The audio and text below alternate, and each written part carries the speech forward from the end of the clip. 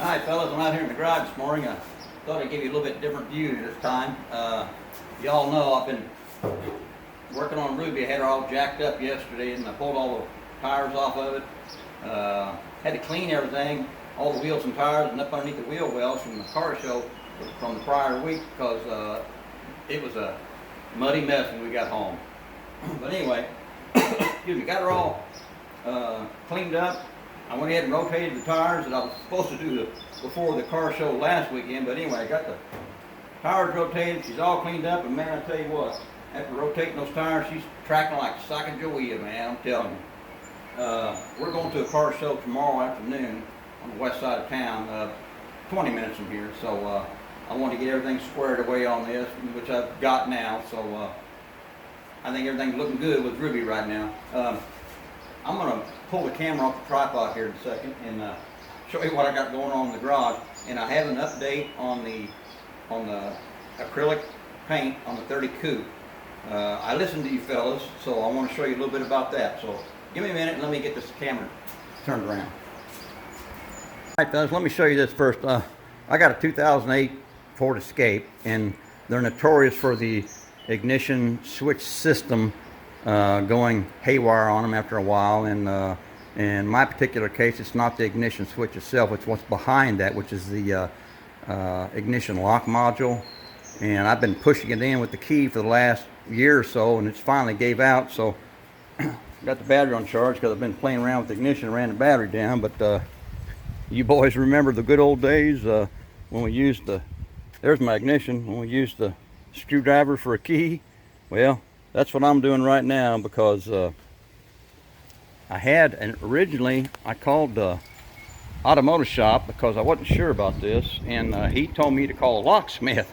So I did, and he came out and he checked it all out. Of course, he went as far as the switch, and he said the switch is fine. He said it's everything behind it. So that's where I'm at now. I spent $76 for the locksmith, and a new module is, well, depending on where you get them, anywhere from 75 to 150 bucks. So I think I'm going to use the old screwdriver key for a while. Okay, let's get back in here and get to some of the good stuff. My 30 Coupe. Y'all know I painted this sucker with that Tamiya's acrylic paint, and I thinned it with these unicorn tears right here, the Mr. Color leveling thinner, and I mixed it 50-50. And when I initially shot it, I thought everything looked good, but on further inspection the next day, I had some white down the cracks and things, so I didn't like it. So I reached out to you fellas, and a lot of the response was too much thinner, not letting it flash in between coats. So I listened to all that, and yesterday I reshot some paint on this yesterday. I didn't thin it quite as much.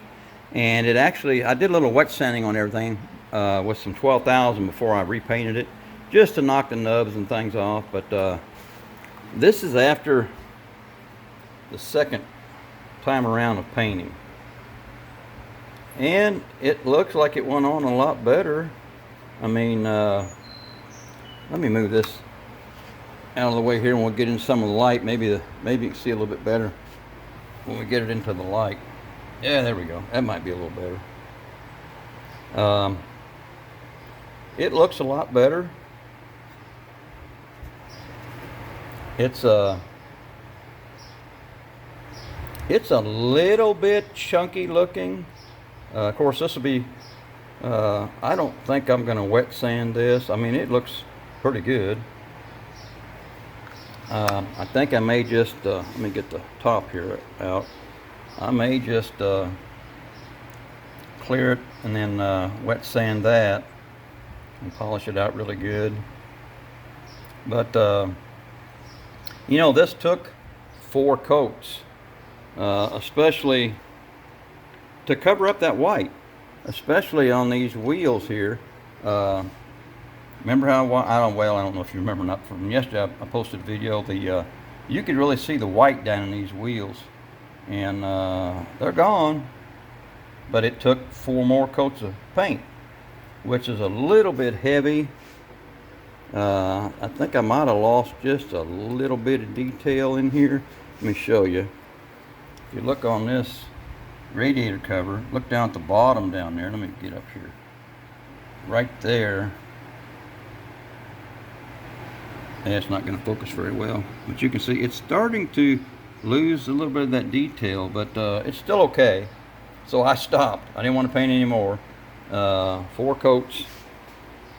But this short video is about, I listened to you guys.